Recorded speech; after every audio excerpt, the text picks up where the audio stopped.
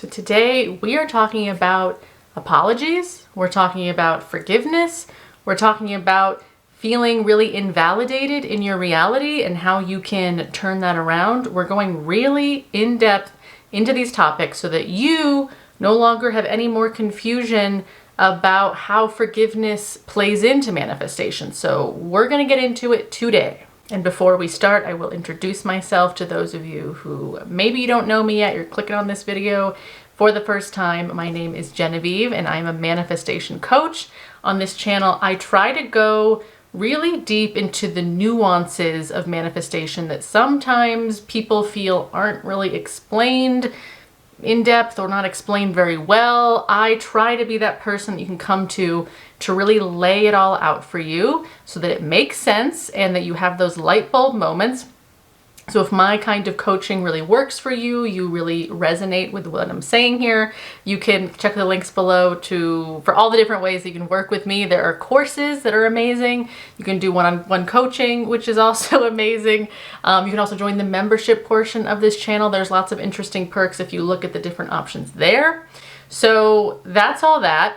And if you do get something out of this video, I would so love it if you would like the video and obviously subscribe to my channel so that you don't miss me and you get all of these manifestation lessons that I am giving to you. So please do that. And now let's get into this very juicy topic. So part of the reason that I wanted to make this video for you today is I've seen a few comments now of people saying things like, how do I manifest an apology from my specific person? Some coaches say not to do that. Some people say you can do it. And I'll just say, side note, I hear comments like that a lot where some of you are going to so many different coaches, you're getting so much conflicting information that you're completely forgetting that you are the operant power, that there's nobody else outside of you that's ever going to tell you how to really do it or what the real rules are, because there are no rules to manifestation. You are the operant power.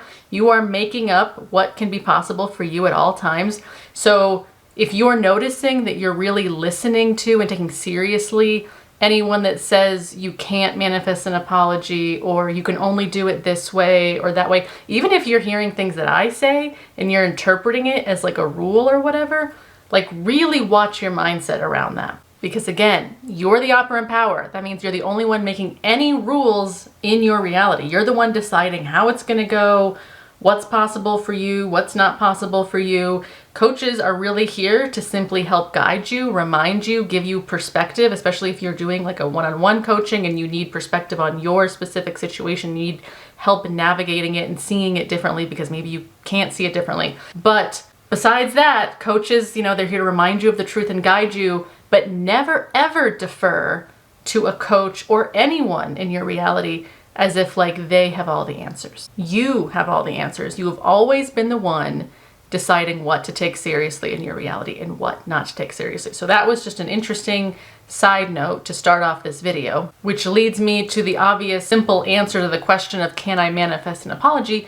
Of course you can, of course. But because this is a video of mine that you are watching, I'm gonna go in depth into the layers of this. So you can manifest an apology, but I'm going to try to explain why some people have more difficulty seemingly manifesting an apology because of some deeper stuff they're probably not aware of. So let's get into that stuff. So to explain this, I want to start by giving you a term that I have coined as chronic invalidation. What do I mean by chronic invalidation? Well, people that tend to be kind of fixated on needing apologies from people. And I get it, there's varying levels of this in different people depending on the place that they're at and that person. Some people have really high chronic invalidation in their life, and those people tend to need a lot from other people. Like you need everyone to apologize to you because you have felt that nobody has seen you, nobody has validated you, nobody has said, oh my gosh, I'm so sorry. Oh, I see you clearly now. Oh, I misunderstood. You are in a reality where you have felt like nobody's really gotten you, and therefore that has led to chronic invalidation. And now for some people, you're not like at a high level of chronic invalidation. Maybe you're at like a lower level where there's just a few people that you're kind of mad at and you are perceiving, yeah, my dad over there, my SP over there, maybe a coworker and a few others, like those are the people that I am really directing my chronic invalidation at, because again, I don't feel validated by them. There's something about my dad or there's something about my SP that I'm still engaging with that tells me, yep, they don't see me, they don't love me, they don't get me, they don't validate me. And so your need for an apology from them is coming from this constant chronic invalidation that you're feeling and pushing out to that person. And let me tell you, you cannot manifest an apology from these people when you are still in that kind of a state of being towards those people. And that's the mistake a lot of people are making, where you're still in the reality where it's like, yeah, he needs to apologize and I'm not going to take him back until he tells me everything that he did wrong or whatever. And you're still in that kind of a state where, and you're claiming it's a boundary. It's kind of funny. So many clients have said like, oh, well, this is me having good boundaries. But it's like, no, you're just creating a block for yourself where you're not stepping into your own sense of the reality where forgiveness has already happened.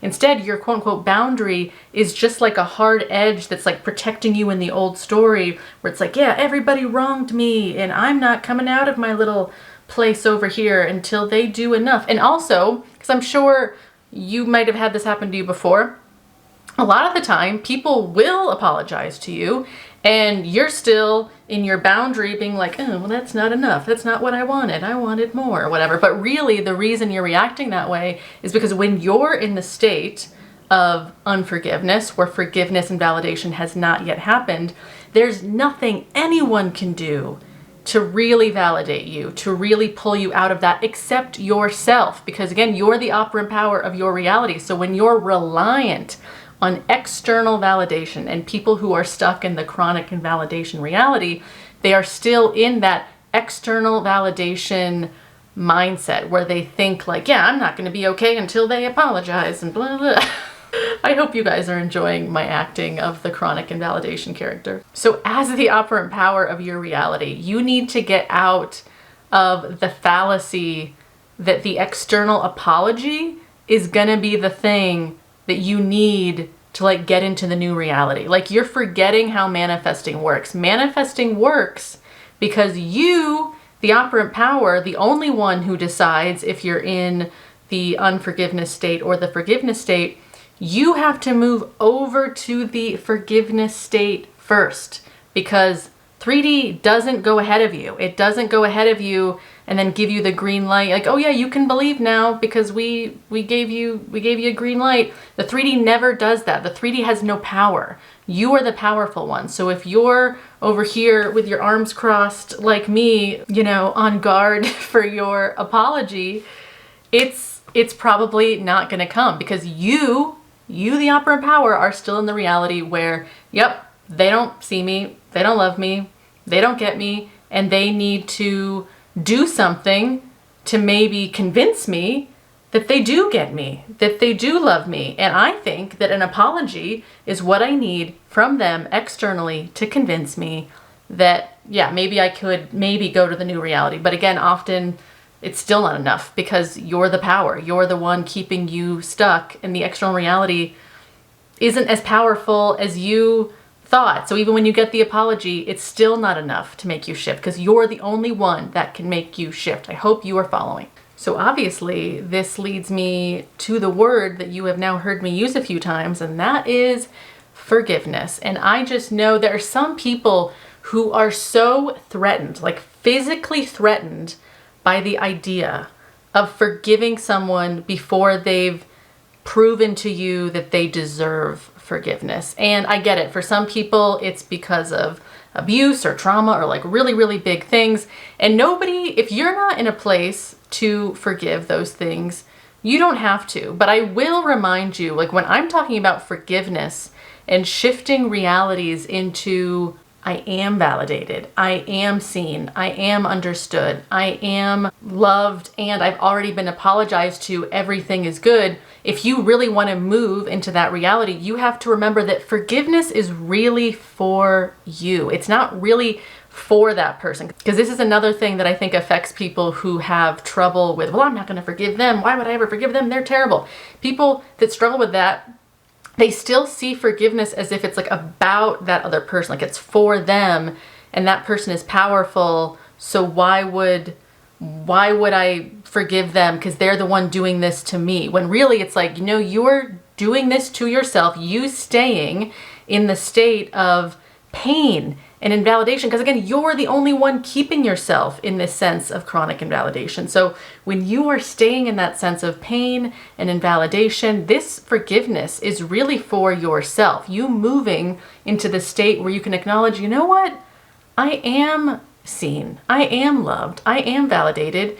And I've even already gotten all the messages, all of the versions of apologies, because sometimes apologies don't come in just an I'm sorry statement.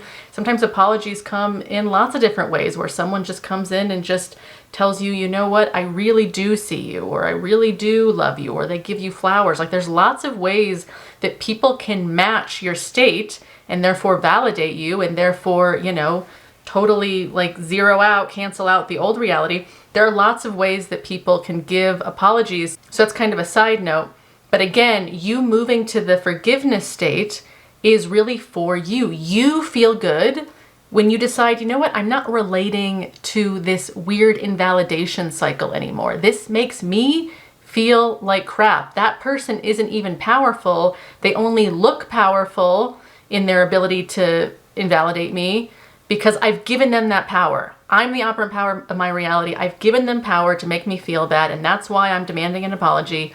I'm no longer playing in that paradigm because I know that when I move over here to this like emotionally autonomous state of like, yeah, everything really is good between me and my specific person or whoever it is. It doesn't matter exactly which specific person, but whoever it is that you're like, I need an apology from, when you really move over to, yeah, that person already loves me. They already see me. They get me and I get them. We have a very secure connection, versions of that.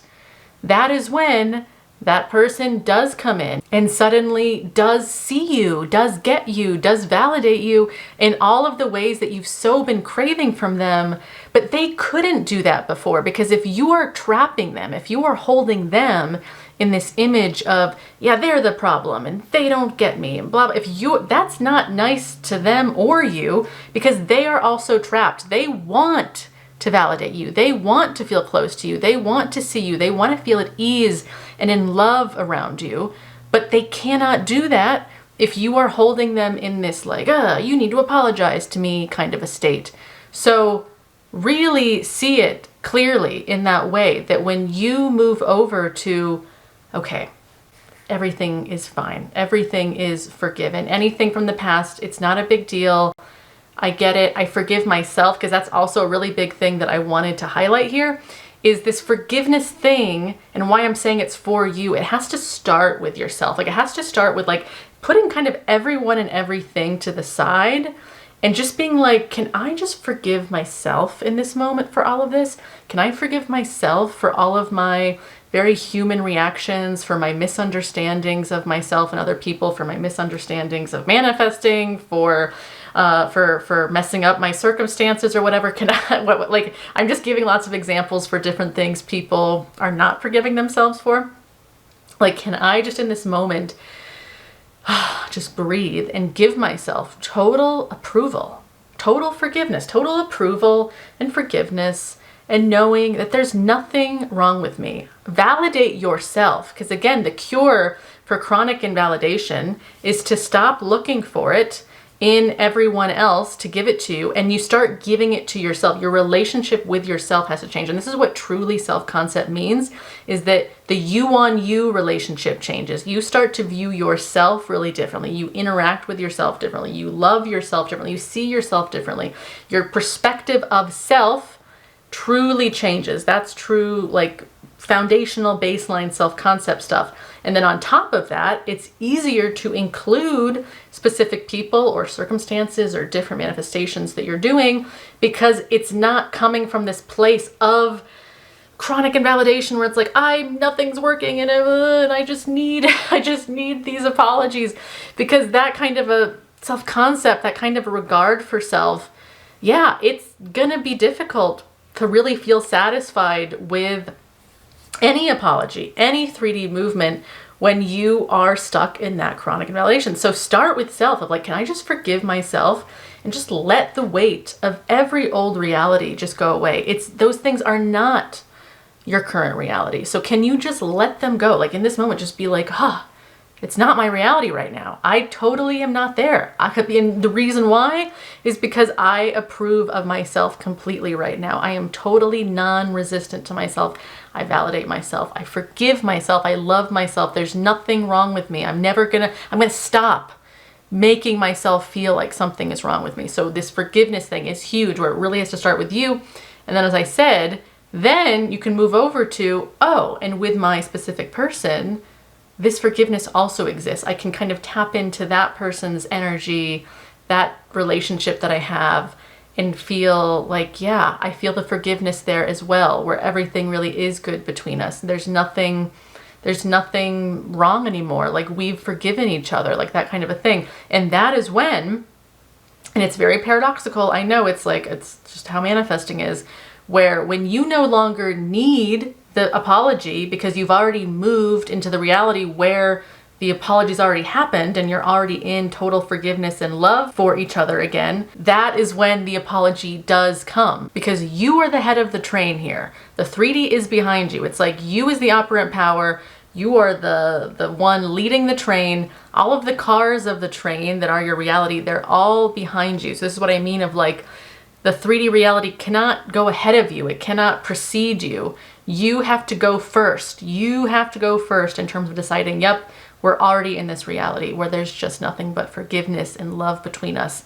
And then reality is like, boom, now I can finally validate her, because she's validating herself or himself or themselves. I'm sorry, I'm just using whatever pronouns come to me first. We are in the validation now because the operant power has decided it so. So now the 3D coming up behind you can be like, yep, validation is happening because they are validating themselves. But if this still feels particularly hard for you, this topic of forgiveness, like even after hearing me talk about this a lot, if you're still feeling that resistant, like, no, that's not fair, I cannot forgive first, I would say really focus mostly on your self-concept, because there's something really deep in your relationship with yourself that really prefers being invalidated. Whenever you are defending an old story, like if you're defending I'm not going to forgive first, I'm not going to do that. That's you defending an old story.